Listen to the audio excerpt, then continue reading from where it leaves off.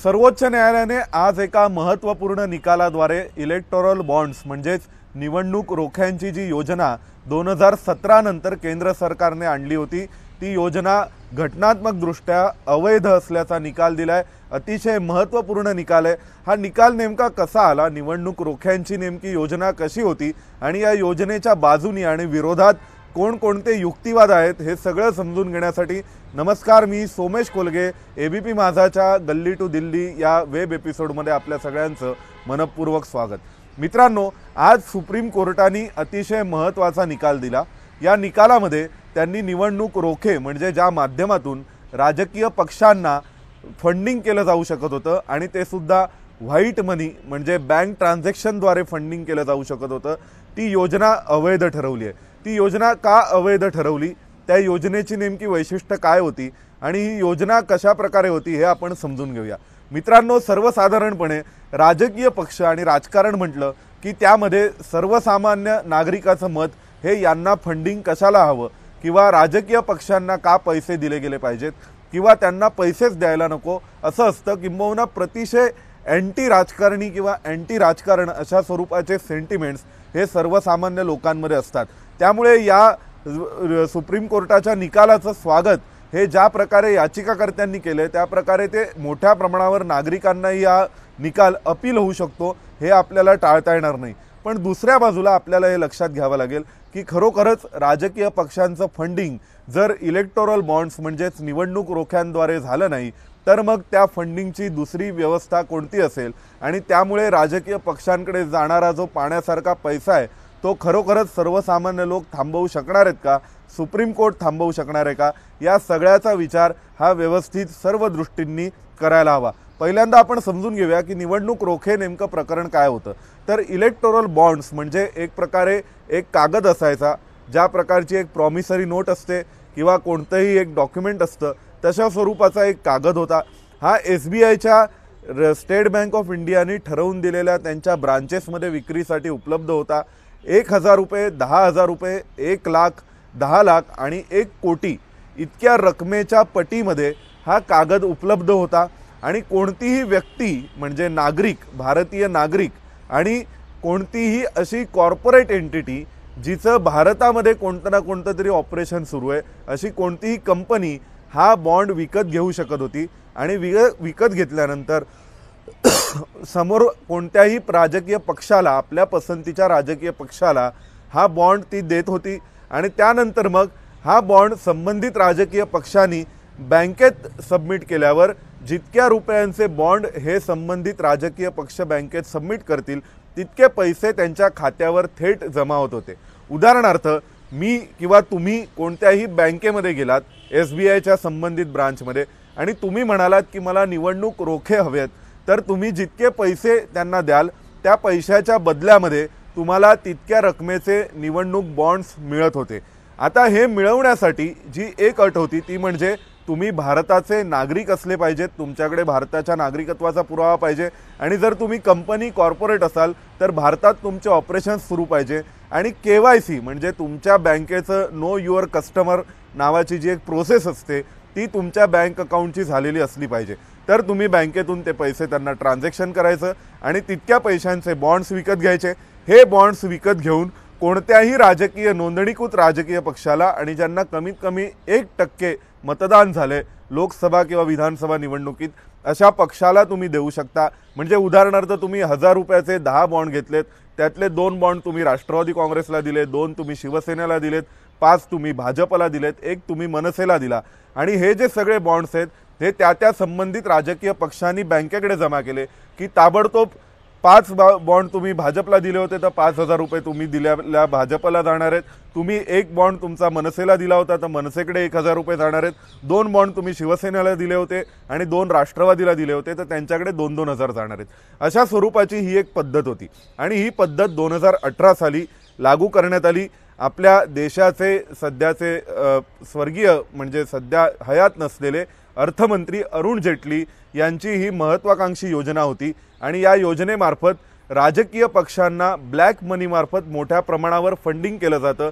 तर त्याऐवजी जे असे देणारे आहेत की ज्यांना व्हाईट मनी द्यायला ते तयार आहेत किंबहुना ज्यांची इच्छा आहे की आम्ही व्हाईट मनीच देऊ इच्छितो, आम्हाला ब्लॅकच्या माध्यमातून पैसे द्यायचे नाहीयेत, अशा लोकांना या योजनेचा खूप मोठा फायदा होणार होता। मग त्या कंपन्या असतील, सर्वसामान्य नागरिक असतील, आणि विशेष म्हणजे अशा प्रकारे पैसे दिल्यानंतर तुम्हाला त्यातून तुमच्या प्रॉफिटमधून हे पैसे वजा दाखवता येणार होते, त्यामुळे यावर तुम्हाला इन्कम टॅक्स भरण्याची सक्ती नव्हती। तसंच यामध्ये एक जो सर्वात मोठा फॅक्टर होता, मला असं वाटतं कदाचित त्याच फॅक्टरमुळे सुप्रीम कोर्टाने ही योजना घटनात्मकदृष्ट्या अवैध ठरवली। तो फॅक्टर म्हणजे जो कोणी पैसे देणारा असेल, इलेक्ट्रॉल बॉन्ड खरेदी करणारा असेल, त्यांनी 10 इलेक्ट्रॉल बॉन्ड खरेदी केल्यानंतर त्यापैकी किती बॉन्ड कोणाला दिले याविषयीची माहिती बाहेर दिली जात नव्हती। RTI मध्ये सुद्धा तुम्हाला जर एखाद्या व्यक्तीने, सोमेश कोलगे नावाच्या व्यक्तीने 10 बॉन्ड विकत घेतले होते, तर त्यापैकी किती बॉन्ड त्याने कोणत्या राजकीय पक्षाला दिलेत, किंवा कुठल्याही XYZ राजकीय पक्षाकडे जर का इलेक्टोरल बॉन्ड मार्फत 100 कोटी रुपये आले, तर या 100 कोटीपैकी किती पैसे कोणी दिले होते याविषयीची माहिती गुप्त ठेवण्यात आली होती। आणि त्यावेळेस सरकारने यासाठी जे लॉजिक दिलं होतं ते असं होतं की सर्वसाधारणपणे अशा माध्यमातून जे पैसे दान करू इच्छितात, पक्षांना, राजकीय पक्षांना देणग्या देऊ इच्छितात, त्यांनी जर आपलं नाव आणि ओळख उघड झाली तर त्यांना त्यांच्या व्यावसायिक कामासाठी अडचणीचं ठरू शकतं। नव्याने येणाऱ्या सरकारकडून त्यांना काही त्रास होऊ शकतो, जर सरकार बदल झाला तर त्रास होऊ शकतो। अशा स्वरूपाचं एक लॉजिक देऊन याबाबतची अनॉनॉमिटी म्हणजे गोपनीयता ठेवण्यात आली होती। सुप्रीम कोर्टाने आज ही इलेक्ट्रोल बॉन्डची स्कीम ही अवैध ठरवली आहे, ती केवळ या गोपनीयतेच्या मुद्द्यावर अवैध ठरवली आहे। सुप्रीम कोर्ट असं म्हणतं की भारतीय संविधानामध्ये फ्री अँड फेअर इलेक्शन्स अशा स्वरूपाचे शब्द आहेत, आणि फ्री अँड फेअर इलेक्शन्स म्हणजे ट्रान्सपरंट मॅनरमध्ये झालेले इलेक्शन, पारदर्शक पद्धतीने झालेल्या निवडणुका, आणि निवडणुका पारदर्शक पद्धतीने झाल्या म्हणजे मतदारांपर्यंत सगळी माहिती 100% पोहोचली पाहिजे। आणि म्हणून कोणत्याही राजकीय पक्षाला जे कोणीही इलेक्टोरल बॉन्ड मार्फत पैसे देत असतील किंवा देणग्या दिलेल्या असतील, तर त्या कोणी किती देणग्या दिल्यात याविषयीची माहिती ही सर्वसामान्य लोकांना द्यायला हवी।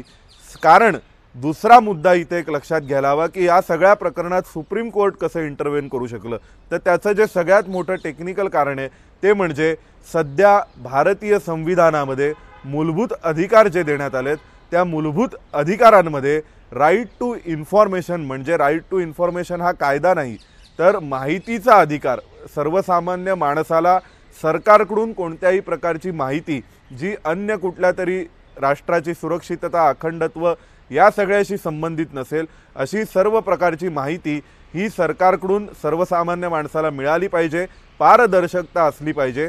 आणि ही पारदर्शकता सर्वसामान्य नागरिकाचा मूलभूत अधिकार आहे, अशा स्वरूपाचं भारतीय राज्यघटनेचं इंटरप्रिटेशन हे सुप्रीम कोर्टानेच केलेलं आहे। नंतर स्वाभाविक ते भारतीय राज्यघटनेतल्या विविध तत्वांना विचारात घेऊन केलं गेलंय, परंतु मूलभूत अधिकारामध्ये तुम्हाला पारदर्शकतेचा अधिकार, माहितीचा अधिकार हा सुद्धा मूलभूत अधिकारांमध्ये अंतर्भूत केला गेला आहे।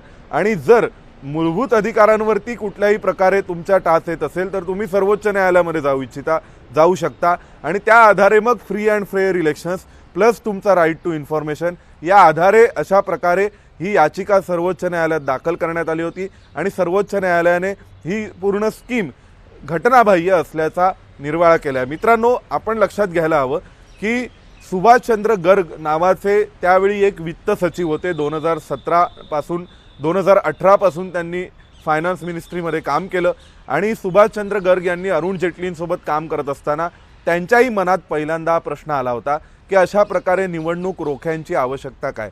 त्यांनी आपलं एक पुस्तक लिहिलंय, we also make a policy, आणि या पुस्तकामध्ये सुभाषचंद्र गर्ग असं लिहितात की मी सुद्धा अरुण जेटलींना प्रश्न उपस्थित केला की ह्या इलेक्टोरल बॉन्ड्सच्या स्कीमची गरज काय, आणि अशा प्रकारे यामध्ये गोपनीयता ठेवण्याची आवश्यकता काय। तर त्यावर अरुण जेटलींनी त्यांना सर्व समजावून सांगितलं होतं की कशा प्रकारे सध्या राजकीय पक्षांकडे मोठ्या प्रमाणावर जो पैसा येतो तो काळा पैसा असतो, त्याची कुठेही नोंद नसते, आणि सध्या अस्तित्वात असलेली जी योजना आहे त्या योजनेनुसार तुम्ही देणगी पुस्तकं किंबहुना पावती पुस्तकांद्वारे पैसा डोनेट करू शकता कुठल्याही राजकीय पक्षाला, आणि या पावती पुस्तकांमध्ये कोण किती पैसा देते, काय करते याचा कसलाही ताळमेळ नसतो। तुम्ही 100 रुपयाच्या हजारो पावत्या बनवा आणि त्यामार्फत करोडोचं फंडिंग आणा तरी त्यावर कुठलीही मर्यादा नाही।